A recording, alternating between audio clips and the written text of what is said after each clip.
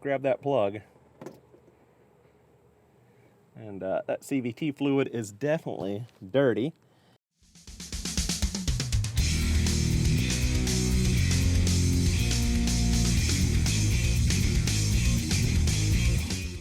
So guys, today we've got a 2013 Outback 2.5i Premium. We've worked on this car in the past, several videos. I'll try to put them up in the corner for those of you interested in them.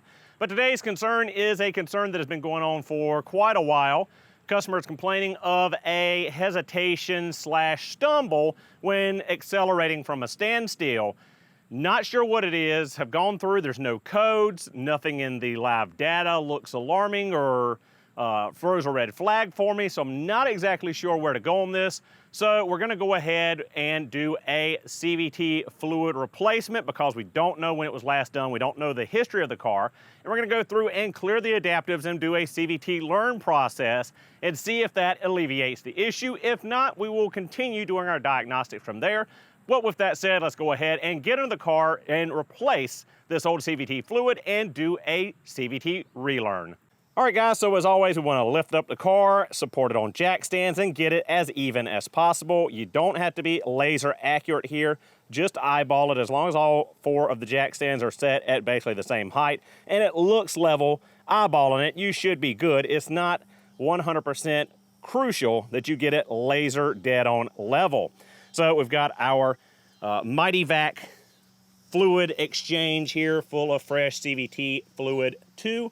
Ready to get under and drain this transmission. Engine is cold right now. You want to do it when the engine and the CVT fluid is cold because you've got to run it for a little bit, get it up to a certain temperature to make sure that the fluid level is at the proper level.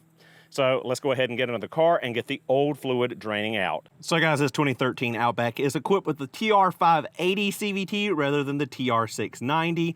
So our fill plug is this 8mm hex plug on the side of the transmission, and our drain plug is this 14mm hex plug on the bottom of the oil pan.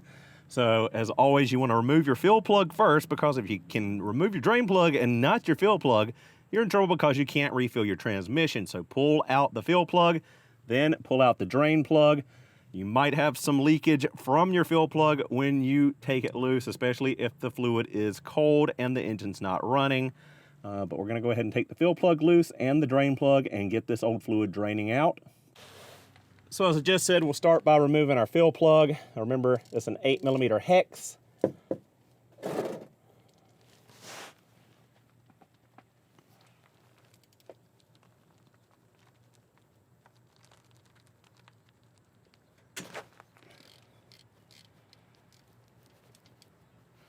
And that joker was in there really, really tight.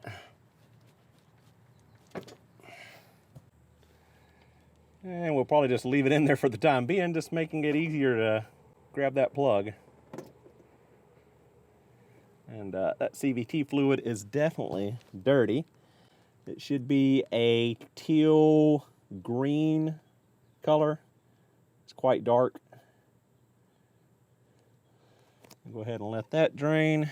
And we'll go ahead and pull our actual drain and let it get going.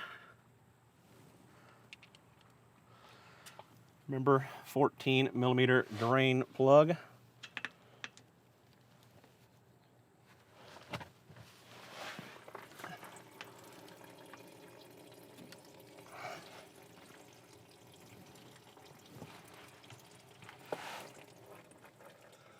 And we'll just let that go ahead and drain on out.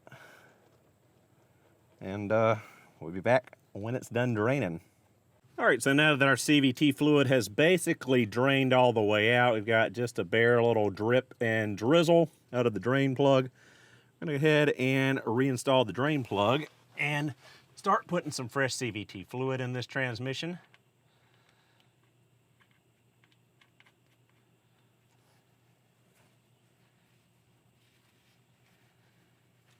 We'll just put it in there snug for now. We will, as I said, probably go ahead and drain it a second time, and we'll replace that crush washer, that sealing washer on the plug before our final torquing of the plug. So now we got that done, we can get our pump in here and start pumping our CVT fluid in through the side of the transmission here, just until it starts dribbling out. All right, we've got our tube from our Mighty Vac fluid exchange, and we're gonna start pumping that fresh CVT fluid in.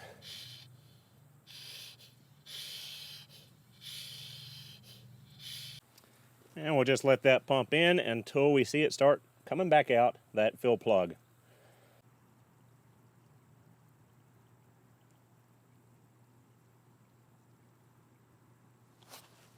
And there comes our fluid out. So we'll stop the flow of fluid. We'll put the fill plug in just temporarily, start the engine up, run through the gears, take the drain out, drain that again, and then we'll fill it one more time for our final fill. All right, so now we'll start up the engine and run our transmission through all the gears to circulate that fresh fluid, mix with the old fluid, and then we can drain the combined old and new fluid again, put some more fresh on top of it. That'll give us a higher percentage of new without fully flushing out the transmission.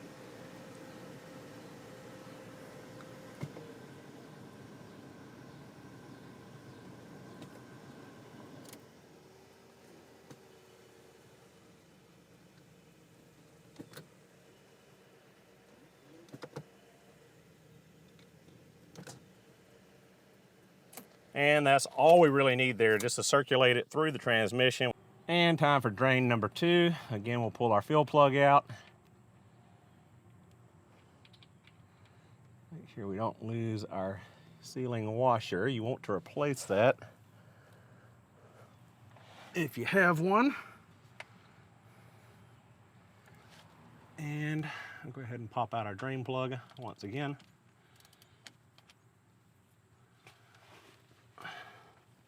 This time we'll replace our drain plug gasket.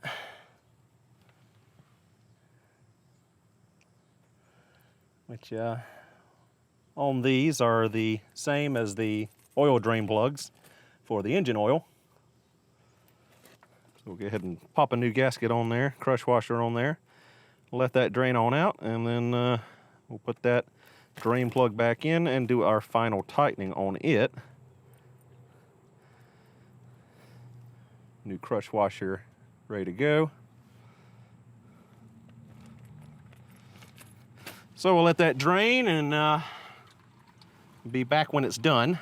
All right, so we're pretty much completely drained out. We'll go ahead and put our drain plug back into place with, again, that new crush washer. And we will tighten it down to factory specification.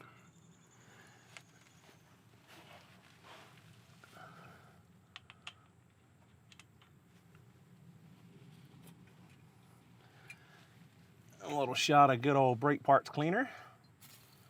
Get that old spilled CVT fluid off of there.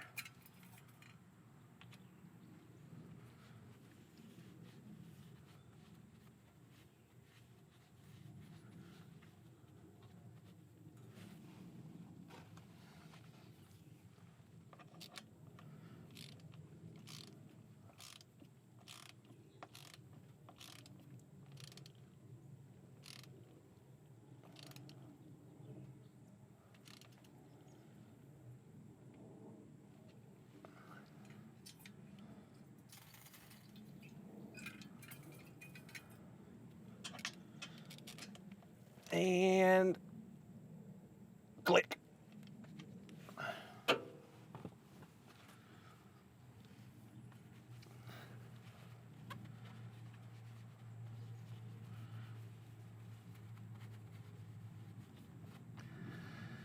And again, we'll go ahead and stick the Mighty Vac into the fill plug. Start pumping that fresh CVT fluid in there just until it starts dribbling out. And here comes our fresh fluid.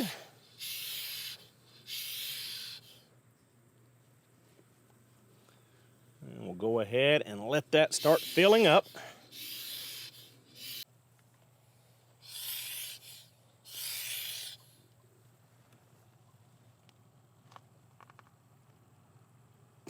And our fluid's starting to dribble out, so we'll cut it off there.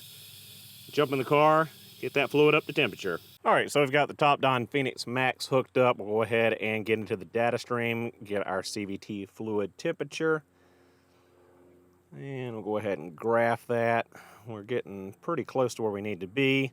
So we'll start the engine and let this run. We need to get our CVT fluid to 95 to 113 degrees Fahrenheit before we can finish our proper check, our proper level of our fluid.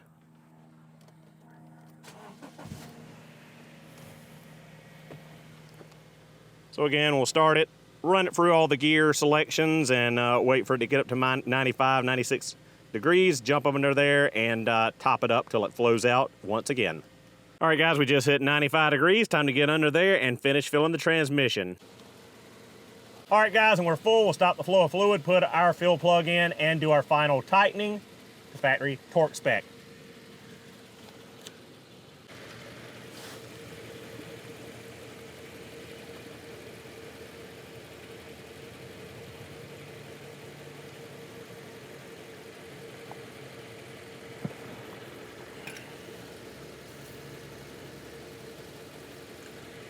Little brake parts cleaner to clean up our mess.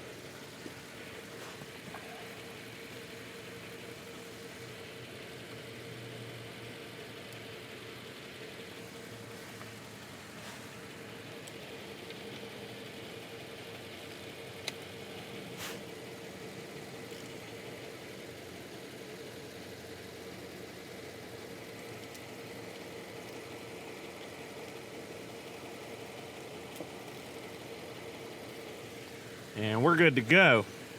All right, guys, now that our fluid is replaced and fully topped up to specification, it's time to clear our learned value and do our relearn process. This is the first time I've done it on the Phoenix Max rather than the Subaru Select Monitor, so not sure how this will go. So clear AT learning value. Hit yes. Clear the value. Clear completed, turn off an ignition switch. Execute AT learning again. So that is cleared out. So now we can do the learning mode, AT learning mode. All right, so headlights off, air conditioning off, rear defogger off, eco switch, turn on the eco switch. There's no eco switch on this car, no sport mode on this car. Power hold switch, turn off the power hold switch, no SI drive or anything on this one. It's a premium Outback, so okay. Warm the engine up until the temperature of the ATF becomes 40 to 65 degrees Fahrenheit or Celsius, blah, blah, blah, blah. It says we're currently at 36 degrees Celsius. We got to get to 40 to 65. So we got to let it warm up a little bit. Once it does and we get to the next step, I'll bring it back. All right, lift up the vehicle and put the parking brake on. Electronic parking brake just activated and okay. Turn off the ignition switch. Here comes the million-point hokey pokey of this thing. Ignition switch is off. Sort yourself out. Start engine. Turn off eyesight if equipped. There is no eyesight on this vehicle. Start engine. Hit okie dokie.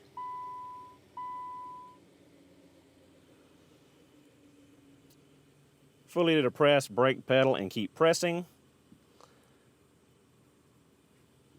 Holding the brake pedal down, shift to drive. And I accidentally shifted into manual mode when I pulled it into drive, so let's start that over. Oh boy, okay. Okay.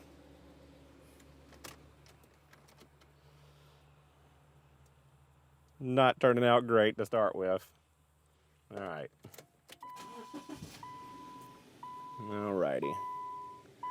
Do better, Mr. Subaru. Do better. Fully depress the brake pedal. Keep pressing. Park to drive. No manual mode this time. Hold that brake pedal.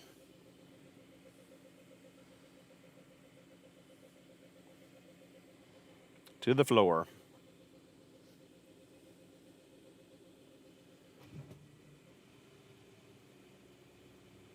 And go to reverse.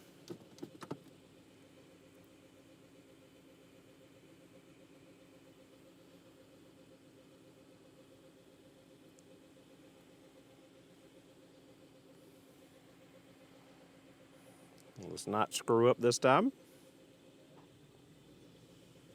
And neutral.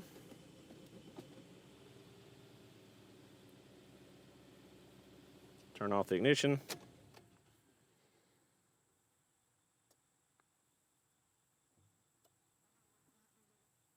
Start engine, blah, blah, blah, eyesight, whatnot.